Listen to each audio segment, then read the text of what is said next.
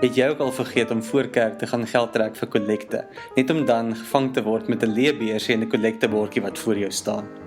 Ons het daarom SnapScan as 'n nuwe veilige betalingsopsie ingestel, sodat jy nie weer onkant gevang hoef te word nie.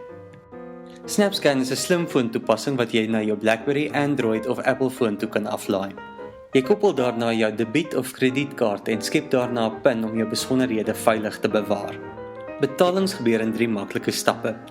Eerstens neem jy 'n foto met die toepassing van die QR-kode wat op die Ons Dien of tydens 'n bietjies word baie projek of by die gemeentefees uitgestaal sal word.